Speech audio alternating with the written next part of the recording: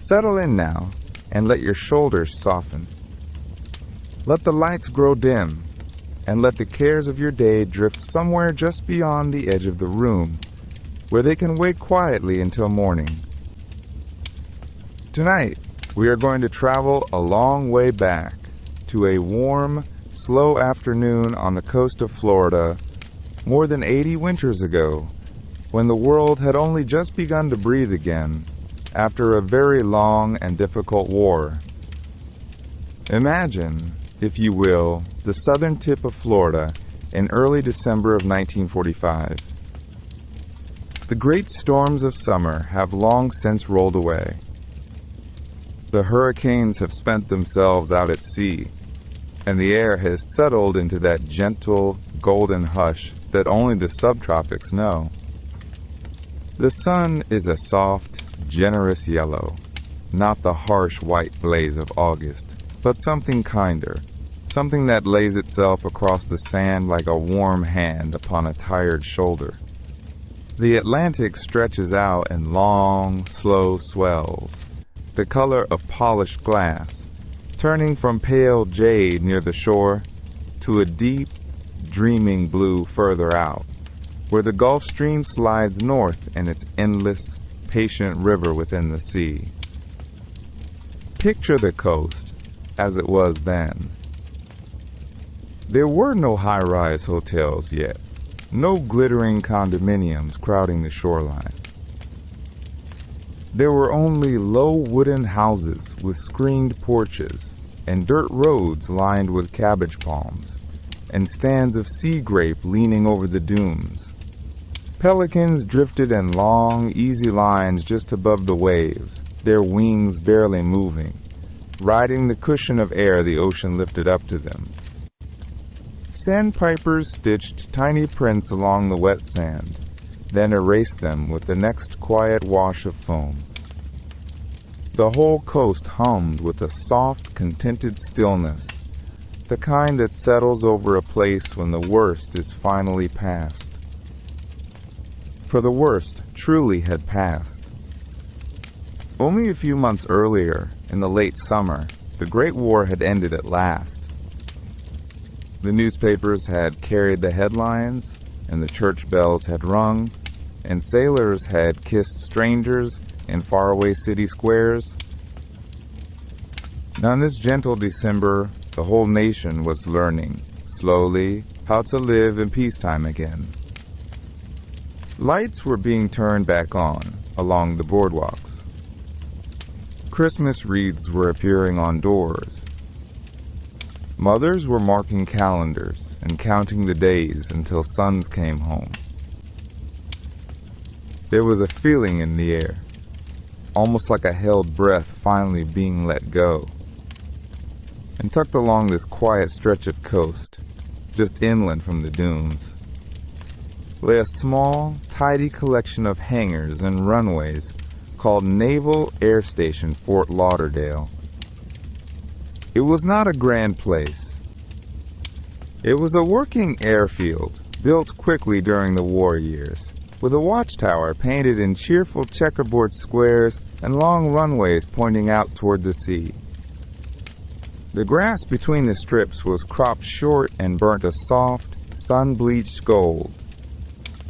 Windsocks fluttered in the warm breeze, full and orange, like sleepy little fish drifting on invisible currents. Here, every day, young men learned to fly.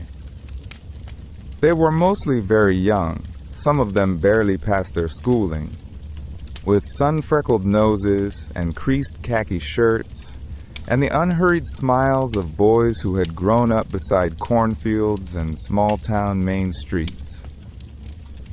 They came from Iowa, from Tennessee, from Pennsylvania, from places where the ocean had been only a rumor in geography books, and now they walked each morning beneath palm trees, smelling salt on the wind, blinking up at a sky so blue it felt almost unreal.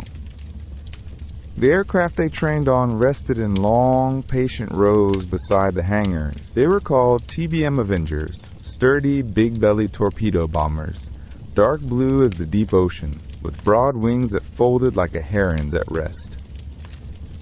During the war, planes like these had flown across the vast Pacific. But now, in this quiet December, they were teachers more than warriors. They carried instructors and student pilots and young radio men up into the warm afternoon air, day after day, so that the Navy's newest flyers could learn the long, slow art of finding their way over open water. And the water around Fort Lauderdale was a perfect classroom. To the east, the Atlantic sparkled like a sheet of beaten silver. Beyond it, just out of sight, lay the scattered pearls of the Bahamas, low islands ringed in shallow turquoise fringed with white sand. The sea between them was warm and clear, dotted with reefs and the soft shadows of underwater meadows. From the air, on a calm afternoon, it looked less like an ocean and more like a great, dreaming map laid out beneath the wings, soft and welcoming and very, very quiet. Now turn the eye, gently, away from the water and back toward the land, to the long concrete runways at Naval Air Station Fort Lauderdale, where 5 aircraft sat warming in the afternoon sun. The Grumman TBM Avenger was a great, broad-shouldered creature of a plane, the kind of machine that looked, even at rest, as though it were leaning slightly into the wind.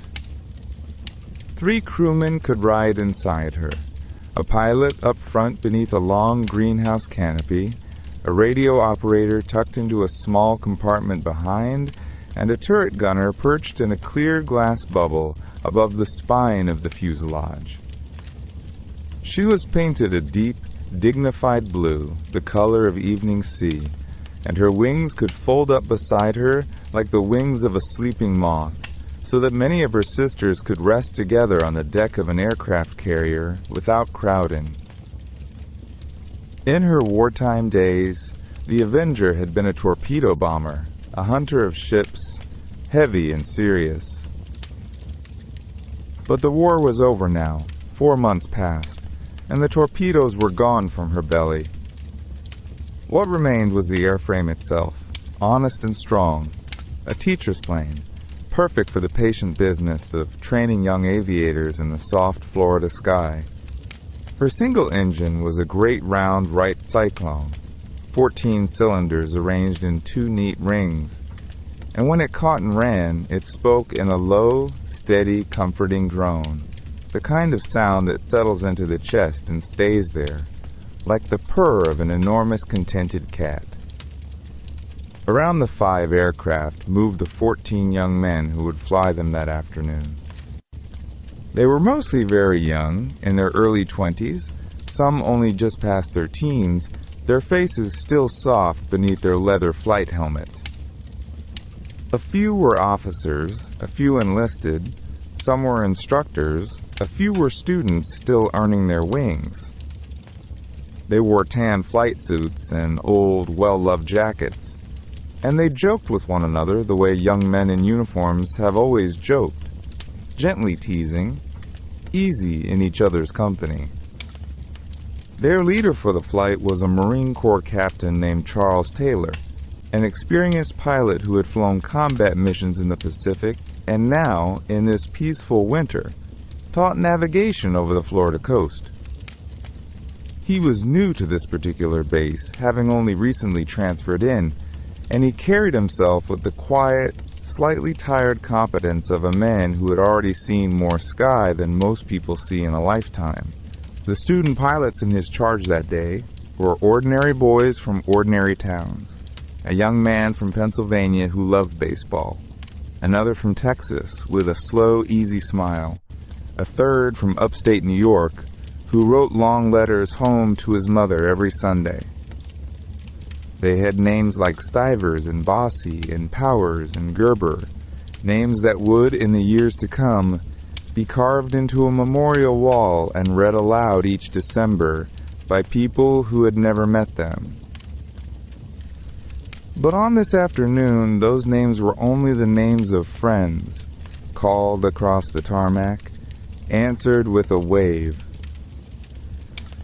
The crewmen who rode behind them were younger still in many cases, gunners and radio men who had barely begun to shave. They climbed up onto the broad blue wings and ducked into their stations with the practiced ease of people who had done this many, many times.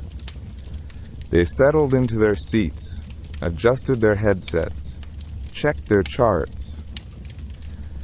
Outside, the Florida air smelled of warm asphalt and engine oil and the faint salt drift from the ocean 2 miles east. There was, in all of this, a deep ordinariness, a kind of midweek calm. This was simply Tuesday afternoon. There would be a navigation exercise, a short bombing run on a practice target far out over the shoals, a couple of carefully measured turns, and then home again before supper. The mess hall was already preparing the evening meal. Letters were waiting in pigeonholes. A movie was scheduled in the base theater that night. 14 young men climbed into 5 blue Avengers, expecting, with every reasonable certainty, to be back on the ground in 2.5 hours, kicking their boots against the concrete and arguing about who had drawn the cleanest course on the chart.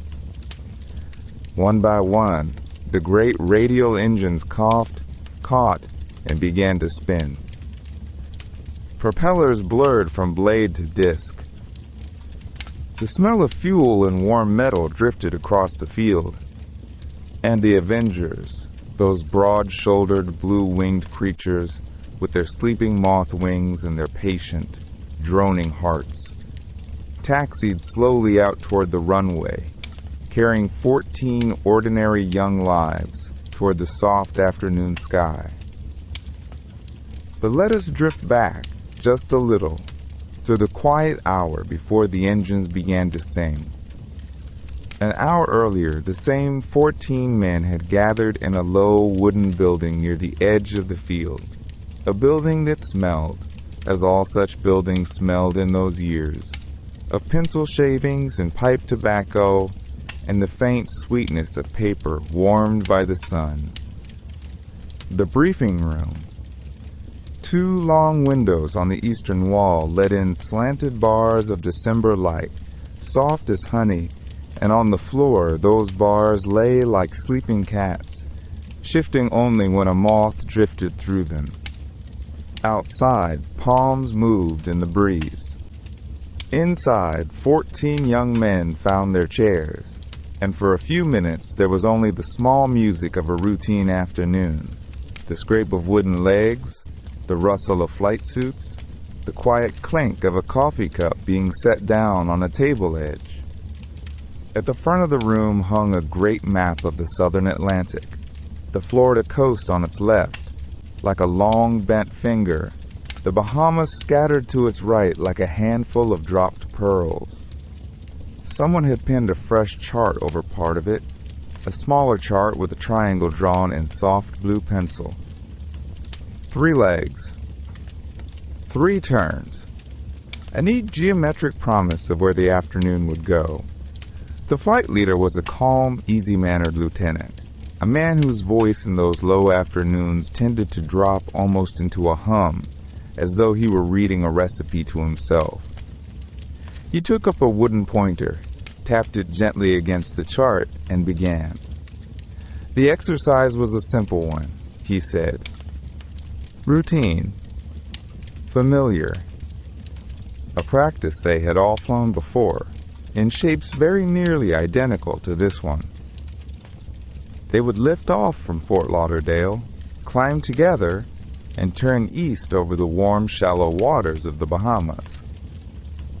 Out there, over a small, uninhabited cay, they would carry out a brief practice bombing run, a few low passes, a few dummy drops onto a reef the Navy had used for years as a quiet, blameless target. Then it turned to the north for a stretch, just long enough to feel the wind over open ocean. Then it turned for home, back across the warm green blue, back to the runway, back to supper. He traced each leg with the pointer. East, north, southwest. A triangle written gently into the air. The pointer made a soft tick against the chart at each corner, like a clock being wound. The young men listened the way young men have always listened to instructions for things they have already learned, politely, half-distantly, with the easy attention of those who know the song by heart. One of them tapped a pencil against his knee. One of them traced the lines on his own chart with a careful fingernail. One of them, at the back, stifled a yawn against the back of his hand and was forgiven by no one because no one had noticed. The afternoon was that kind of afternoon. Slow, warm, indulgent of small drowsiness. The lieutenant reminded them of headings, of altitudes, of the little courtesies of formation flying. He spoke of the radio frequencies they would use, of the call signs they would answer to. Foxterre 28. The numbers had the soft, smooth feel of small stones in a pocket. He spoke of weather, fair, mild, scattered cloud, and of fuel, plenty of it, more than enough for a triangle drawn so kindly close to home. He spoke of the simple pleasures of the route, the way the sea east of the Bahamas had a particular pale jade color in the afternoon, the way the bottom showed through it like the pattern at the bottom of a teacup. Nothing in his voice suggested anything other than a perfectly ordinary day. When he was finished, he asked, in the soft way he always asked, whether there were any questions. There were none. There rarely were. The crews stood, gathered their charts, folded them along their well-worn creases, tucked them into knee pockets, and filed out into the bright doorway, one by one. As each man passed through, the December light caught him for a moment and turned him gold, and then released him. Behind them, in the emptied room, the bars of sun moved a fraction across the floor. The map remained on its wall. The triangle remained on its chart. The pencil that had drawn it lay quietly on a desk, its lead worn smooth, its work done. Outside, faintly, the first engine coughed, caught, and began its long, warm hum toward the runway. It was, by every measure anyone could think of, a simple afternoon. A simple exercise. A simple flight. And so the afternoon began the way so many afternoons in Florida begin, with a slow, easy gathering of small sounds. The clatter of a wrench laid down on a metal tray. The murmur of a checklist read aloud and answered. The soft thump of a flight bag tossed up into a cockpit. The men climbed into the aircraft the way you might climb into a familiar chair at the end of a long day, settling in by feel, knowing where each strap belonged, where each switch waited under a gloved fingertip. One by one, the great radial engines coughed and caught. The Avengers were big, blunt-nosed creatures painted a deep navy blue, with broad wings folded for the hangar and now slowly unfolding like the wings of waking moths. The propellers spun first into a lazy, lopsided arc, then into a bright disk of polished afternoon. Blue smoke drifted across the apron and was carried away on a soft sea breeze. The smell of warm oil and high octane mixed with the salt of the Atlantic, a perfume that any pilot of that era would have known by heart. At 2:15, the lead aircraft turned onto the long, pale ribbon of runway. Behind it, the others queued up in patient single file, like ducklings on a pond. The tower gave its quiet permission. Throttles were eased forward. The engines climbed from a contented growl into a deep, full-throated roar that you could feel as much as hear.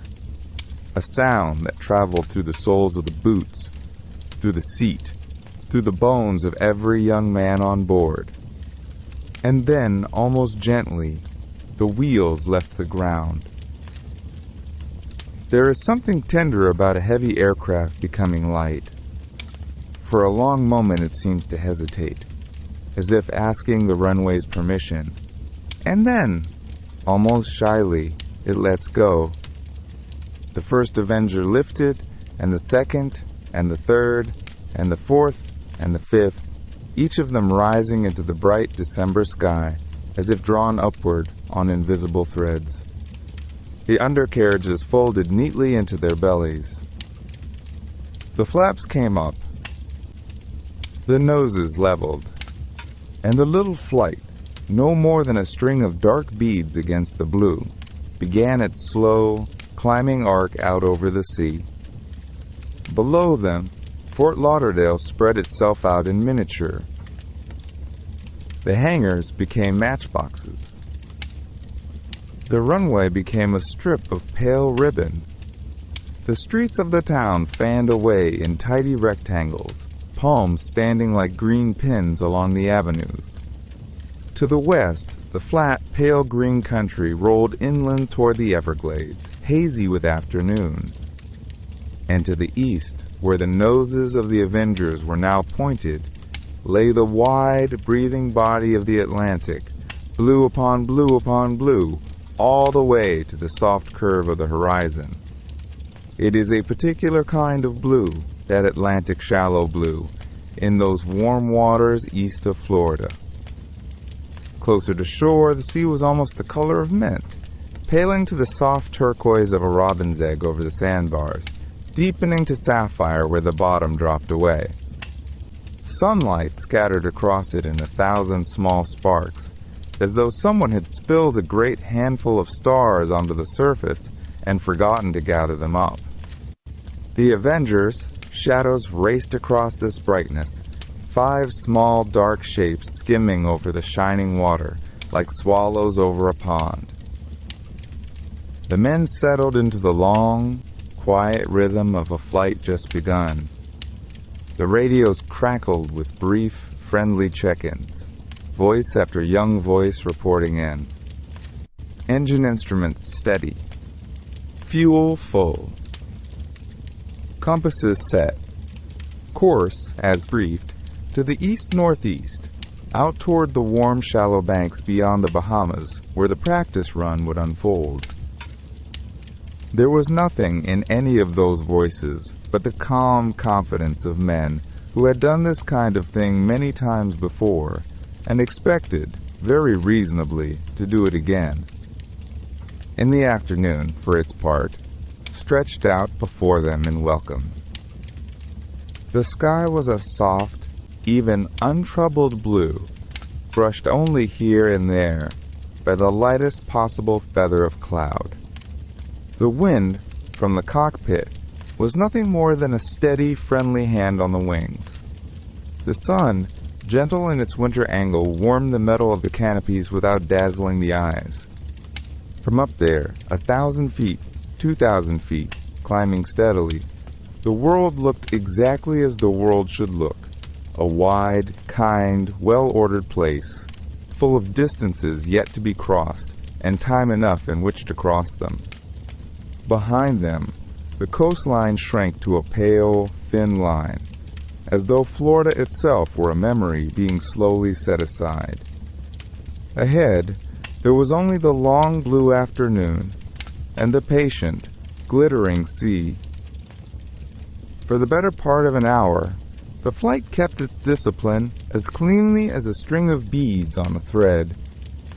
5 Avengers, evenly spaced, their broad wings tilted just so against the steady push of the wind, droned eastward in a slow, unhurried formation. The pilots spoke in short, easy phrases on the radio, the way men speak when they have done a thing many times before and expect to do it many times again. Course headings, altitudes, small adjustments of throttle, the ordinary music of a routine afternoon. Below them, the sea changed colors the way a slow tide changes the shape of a beach. Out near the coast, it had been the deep, sober blue of open ocean. Now, as they crossed into the shallows around the Bahamas, the water turned soft and luminous, a quilt of greens and turquoises and pale, milky blues, stitched with the dim shadows of reefs and the faint, paler patches of sandbars. Here and there a tiny island lay like a coin set into bright cloth, ringed in a thin, patient line of foam. They reached the bombing range without incident. Hens and chickens, the chart called it, a scattering of low, half-drowned shapes, resting in the warm green water, harmless and forgotten. Each plane, in turn, made its careful run, releasing its practice load, watching the small white blossoms rise from the sea and then fall back into themselves. There was nothing dramatic about it. It was the steady, patient work of training, of habits laid down so deeply that a young man could find them in the dark, when the time came that he might need them. When the run was done, the leader gave the gentle order that turned the formation toward the next leg of the exercise. Engines hummed. Wings dipped. The squadron banked through a slow, easy curve, the sun at their shoulders now, the long afternoon beginning to soften, ever so slightly, around the edges. They had only to fly a measured distance northward, and then turn again, and follow the patient hand of the compass back home.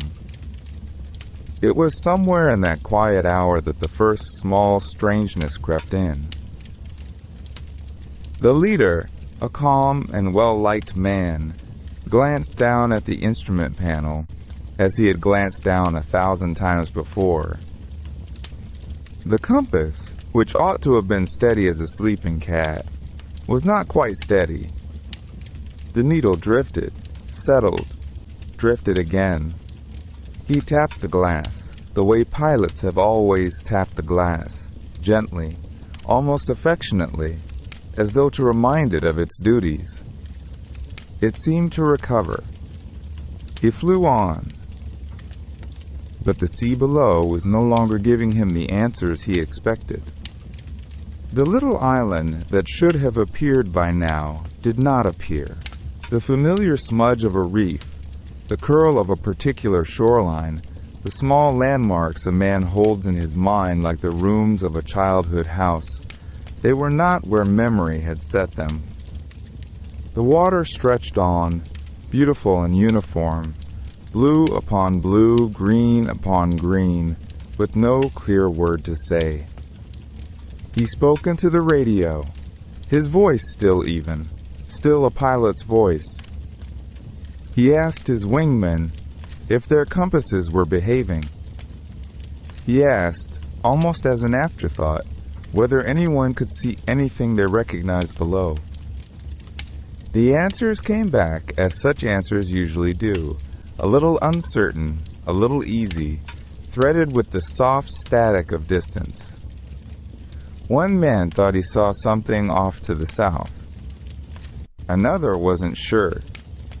A third said his own compass seemed odd as well, though he said it lightly, in the tone of a man not yet ready to be worried.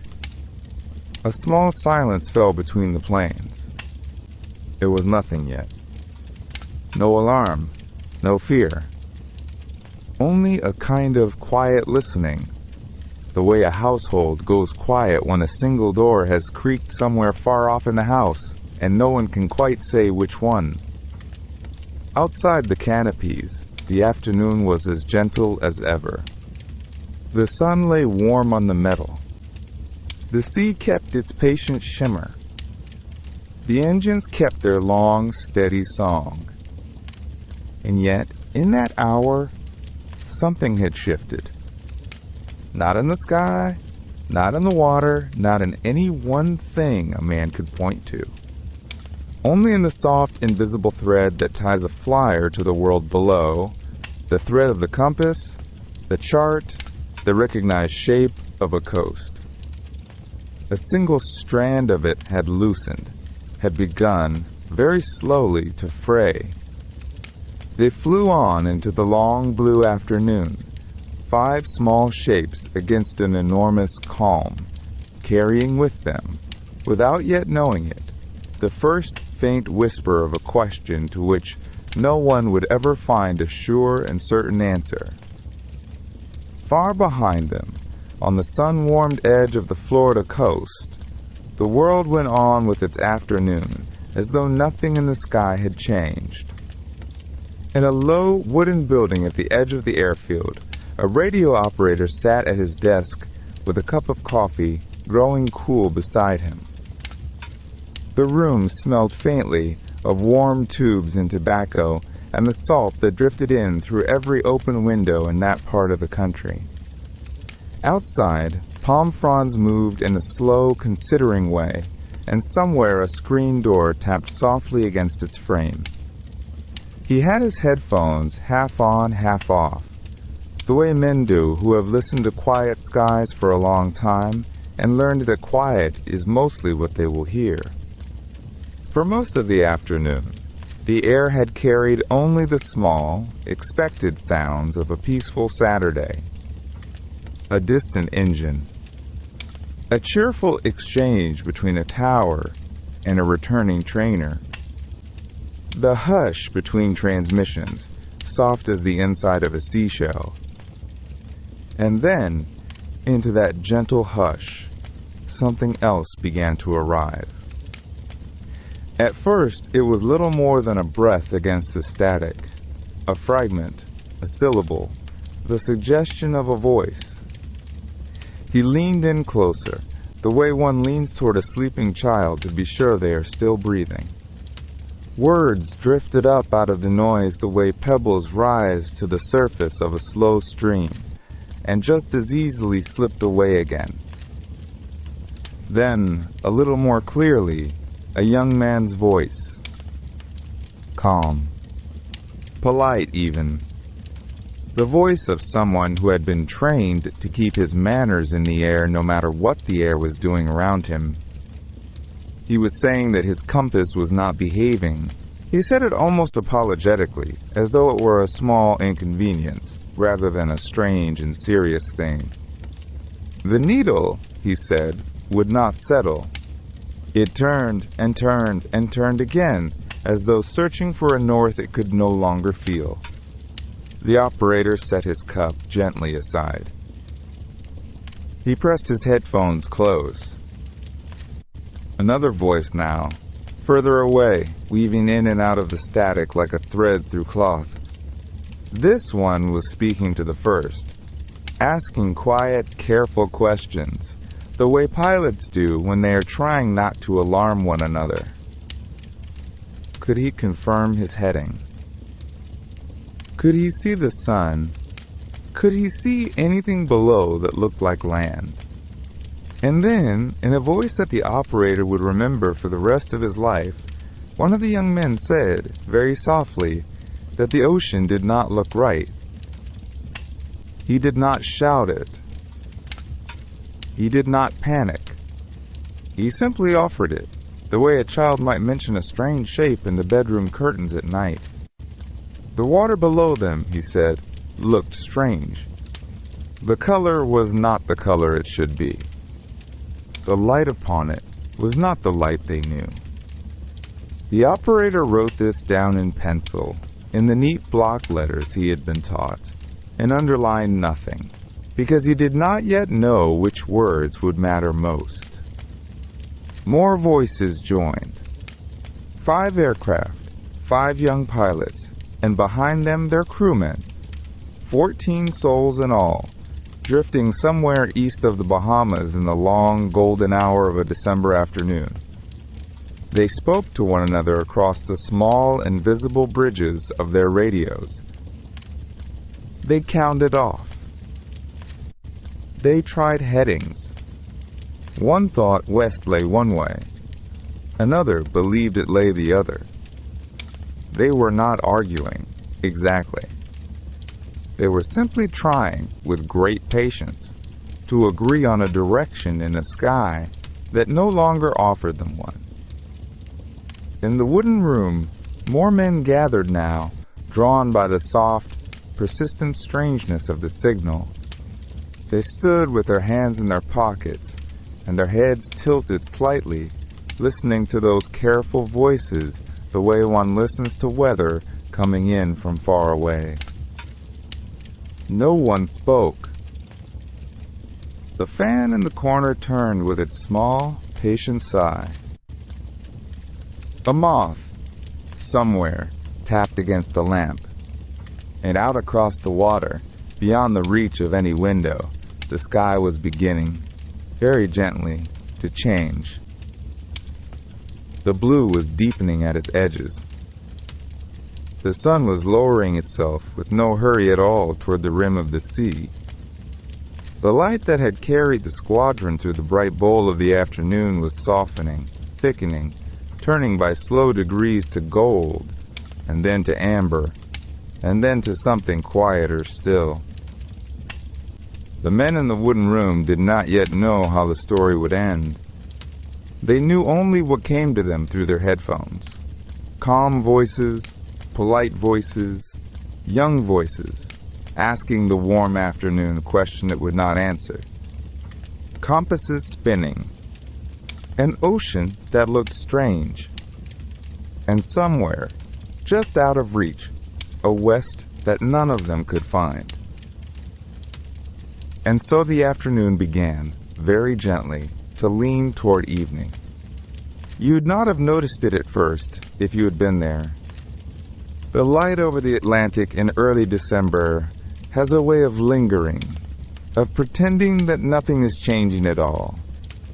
The sea below the squadron was still that soft, milky turquoise where the shallows lay, and still that deeper, dreaming blue where the sea floor fell away into the open ocean. The clouds, scattered and harmless, drifted like sheep across a wide blue meadow. But the sun, almost without permission, had begun to slip a little lower in the western sky. And the shadows of the 5 Avengers when they fell across the water now were longer than they had been an hour before. Inside the cockpits, the young men did what young men have always done in difficult moments. They steadied their voices. They checked their gauges.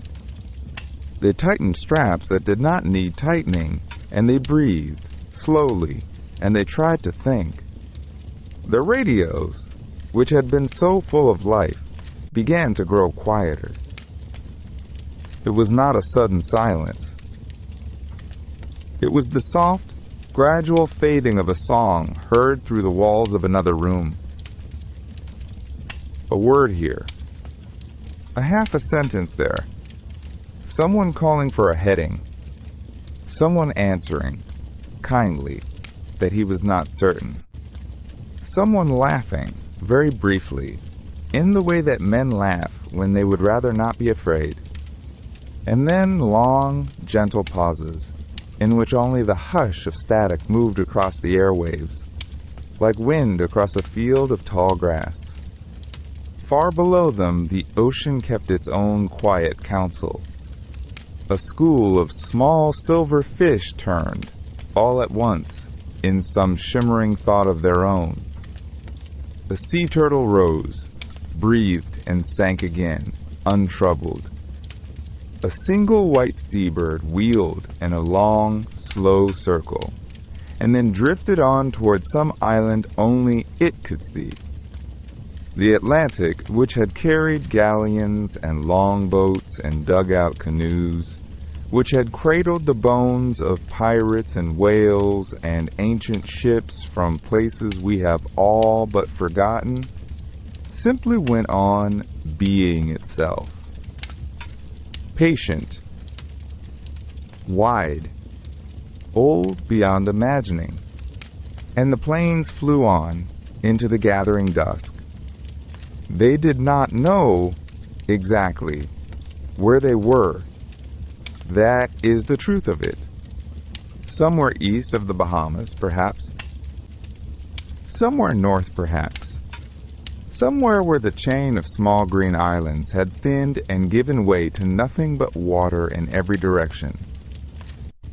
The compasses still spun, gently, like the hands of clocks that had forgotten the hour. The instruments offered numbers, and the numbers seemed to disagree with one another. A young man would look down at his lap, and then up at the horizon, and then over at the wing of his neighbor's aircraft, just to be sure that someone, somewhere, was still there. Someone always was. That was the small mercy of it. However lost they might have been, they were lost together. The fuel needles, however, had begun their own quiet conversation with gravity. Each was sinking, ever so slowly, toward a line that no pilot likes to look at for very long. The leader of the flight, calm in his voice, suggested that when the first plane's gauge dipped to that line, they would all set down on the water together, side by side, the way ducks settle on a pond at evening. No one would be alone. That was the promise. And in the cockpits, helmets nodded, and gloved hands rested a little more lightly on the controls. Above them, the sky was beginning its long, soft turning. The blue of the afternoon had thinned to something paler, almost silver, and along the western edge of the world, a single band of warm color, the color of old gold and ripe peaches, had begun to bloom. To the east, the first shy hint of violet was already gathering, the color that comes just before the stars. The light on the water was no longer bright. It was tender. It was the kind of light that asks nothing of you. It was the kind of light a child sees, half asleep, through a window before bed. And in that tender light, the 5 Avengers, small and silver and very far from home, flew on in a loose, faithful formation like brothers walking home through a darkening field. They had been told in their training that they were never to leave one another. And they did not. Not as the radios faded. Not as the compasses dreamed. Not as the great soft hush of evening came down, gently, gently, over the open Atlantic, and folded itself like a blanket around them all. Back on the coast of Florida, the day was letting itself down, slowly, the way a tired traveler lets down a heavy pack at the end of a long road. The sun had gone behind the palms. The water at the edge of the runway shone like old, soft pewter. And on the broad, calm surface of the bay, where the seaplanes rode at their moorings, the long shape of a mariner flying boat sat waiting, patient as a sleeping whale. She was a great, gentle giant of a machine. 2 engines on her high, kind wings. A deep, rounded hull built to cradle the sea. Painted the color of wet slate, of evening cloud, of the inside of a mussel shell. And tonight, as the last violet light came settling down over the harbor, 13 young men climbed up into her belly, one by one, the way children climb up into the loft of a quiet barn. They were a search crew. That was all. Just 13 kind, ordinary men with thermos flasks and flashlights and folded charts, going out to look for their friends. They wore their flight jackets buttoned up against the coming chill. They carried sandwiches their wives had wrapped in waxed paper that morning. They carried little photographs tucked into their breast pockets.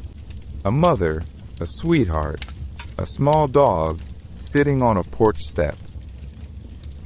And as they settled into their places, the mariners' engines began, very softly, to wake. First one, then the other. A low cough. A gentle rumble. A long, slow breath of warm air rising up through the propellers.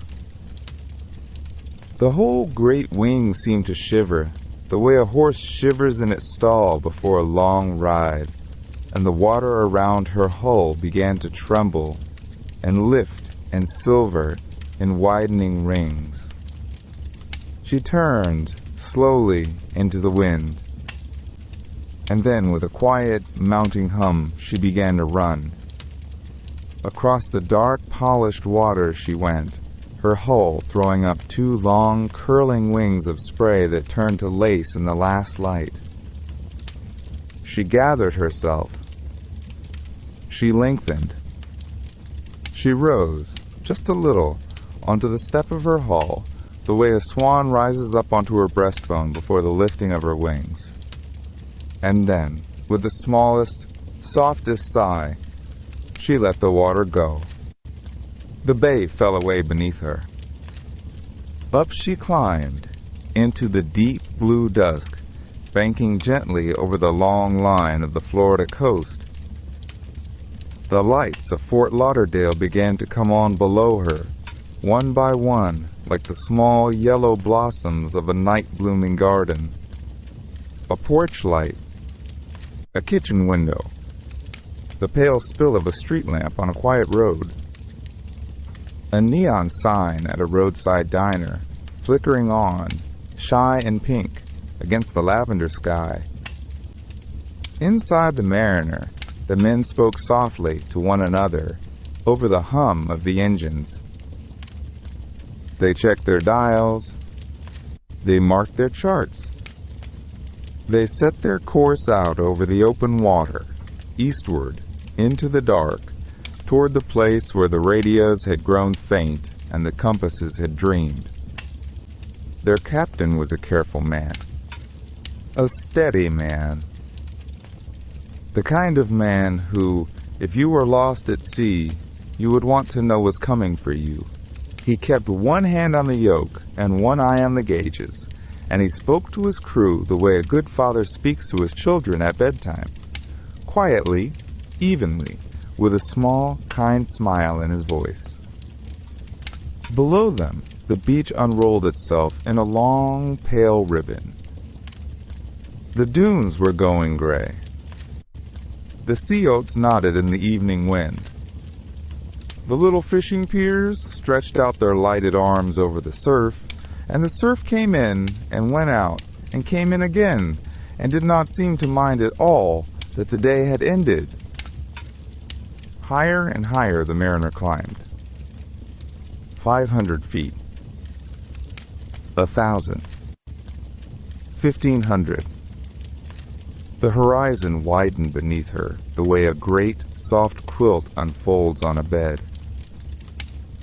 To the west, the sky still held a thin, warm seam of orange, the last bright thread of a long afternoon. To the east, the dark was deepening, blue upon blue upon blue, and the first faint stars were beginning to prickle through. She turned her broad nose toward those stars. And out she went, the great gentle Mariner, with her 13 kind men and her 2 warm engines, out over the long, dark water in search of her lost friends. The coast slipped away behind her, soft as a closing page. The lights grew small. The land grew thin. And then, at last, there was only the sound of the engines, low and steady, like the breathing of a sleeping animal, and the wide, dim bowl of the evening, gathering quietly all around. By midnight, the search had grown into something the world had never quite seen before. From the long coast of Florida, from the small naval bases tucked among the palms, from the quiet ports of the Bahamas and the wide harbors of the eastern seaboard, ships and aircraft turned their faces toward the dark Atlantic and went out, slowly, carefully, into the night. Destroyers slipped from their berths with their running lights low. Coast Guard cutters traced long, patient curves across the swells. Patrol planes lifted from runways still warm from the day, their wings heavy with fuel, their crews quiet at their stations, and they fanned out across the southern sea like a great, silent hand opening over the water. There were hundreds of them, in the end. More than 200 ships and aircraft, sweeping a piece of ocean larger than some small countries, looking for any small thing. A raft, a wing, a fleck of oil shining on the dark. That might mean a man was still alive down there, still waiting. And the night gave them nothing. The sea, that warm and gentle sea, the one that had glittered all afternoon under a winter sun, had drawn its long blue blanket up over whatever had happened, and tucked it down at the edges and gone still. The searchlight swept and swept. The radio operators leaned close to their sets, listening for the smallest whisper. The lookouts pressed their eyes against binoculars until the stars began to swim. But there was no flare on the horizon. No drift of smoke. No ragged voice crackling out of the static to say, "We are here." Only the long, soft breathing of the Atlantic, and the wind, and the faint hush of foam against 1,000 hulls. By morning, the sky over the Bahamas was a pale, washed blue, the kind of blue that comes after a long rain, even when there has been no rain at all. The search planes droned home, refueled, lifted off again. New crews took the watch. Coffee grew cold in tin cups in the wardrooms, and pilots who had not slept rubbed their faces with both hands and went back out into the light. They searched all that day, and the next day, and the day after that. They searched the shallow turquoise water near the islands, where you can see your own shadow on the sand below. They searched the deep blue beyond, where the bottom falls away into miles of gentle dark. They searched the long, warm rivers of the Gulf Stream, sliding north toward the Carolinas, in case the current had carried something kind to the surface. It had not. There was no wreckage, no oil slick, no empty raft turning slowly in the swell, no yellow life vest bobbing among the weeds. 6 aircraft and 27 men had simply, somehow, slipped beneath the surface of a Tuesday afternoon, and the ocean had folded over the place where they had been, and smoothed itself, and remembered nothing. And in small, lamp-lit houses scattered across America, the news began, gently, to arrive. It came as a knock at a screen door in a quiet Florida town, where a young wife stood holding a dish towel and forgot, for a moment, how to set it down. It came as a telephone ringing in a farmhouse kitchen in Indiana, where a mother turned the burner low under the stew before she answered. It came as a telegram, carried by a boy on a bicycle, up a long driveway in Pennsylvania, past the apple trees that had already lost their leaves. It came to fathers at their workbenches and grandmothers at their sewing, to younger brothers who looked up from their school books and did not, at first, quite understand. Missing, the words said. Overdue and presumed lost. And in each of those small, warm rooms, time did a curious thing. It paused. It hung in the air like a long, indrawn breath. The clock kept ticking on the mantel. The wind kept moving in the trees outside. But the people inside stood very still, holding the news in their hands like something fragile, and listened, as if from far away, to the soft, steady sound of an ocean they had never seen. For days, and then weeks, they would wait. They would set a place at the table by old habit, and then, slowly, learn not to. They would keep a light on in the front window long after they knew, in their hearts, that no one was coming up the path tonight. They would carry, in the quiet center of themselves, the great gentle weight of a loss that had no grave, no stone, no final ending. Only a wide, wide sea and a low December sky, and the memory of a young man's voice laughing the morning he flew away. And the years went on, the way years do, soft and unhurried, layering one quiet season over another, like pages in an old book left open on a windowsill. Summers came in with their heat haze over the Florida coast. Hurricanes wandered up from the south and were given names and forgotten. The ocean kept its long, slow conversation with the shore, and the world, in its busy way, turned its face toward other things. But the story did not quite go to sleep. In magazines with bright covers, and paperbacks sold from drugstore racks, and the back pages of newspapers on rainy Sunday afternoons, a writer would remember Flight 19. He would sit at his typewriter with a cup of coffee cooling beside him, and he would think about those 5 planes and that one great flying boat and the warm, shallow water where they had gone, and he would feel a small, tugging wonder. And he would begin to write. A name came at last.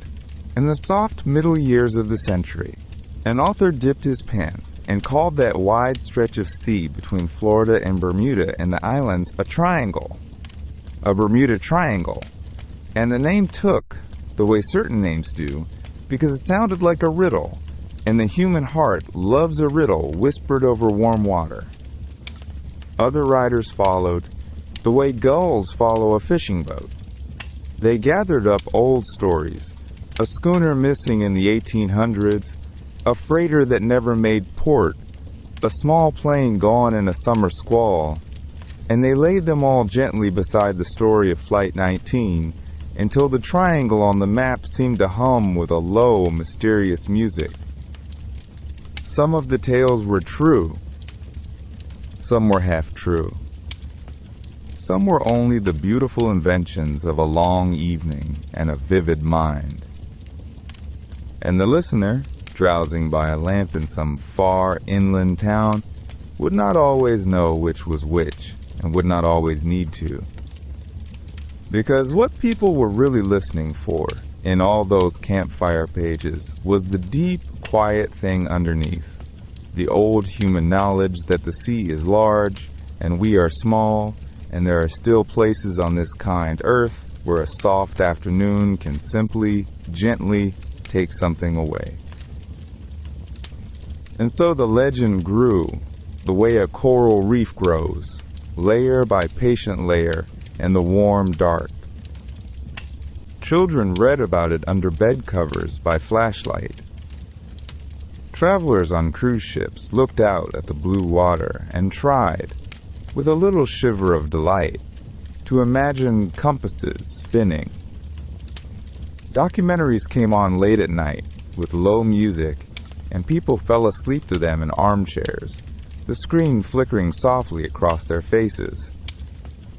Through all of it, the real Flight 19, The 5 Avengers, the 14 young men, the great mariner with its 13, drifted further and further into a kind of tender myth. They were no longer only sons and brothers and friends. They had become, also, a story told in the dark, a gentle ghost flying forever, just beyond the edge of the radar, just beyond the last violet light of a December evening. And perhaps, in some way they could never have imagined that morning at Fort Lauderdale, with the engines warming and the salt wind in their hair, they have not been lost at all. They have only flown a little further than the rest of us, into a place where the maps grow soft, and the sky and the sea agree to lay down their quarrel, and a young pilot's last puzzled words about the strange, strange ocean become only a kind of lullaby on the wind.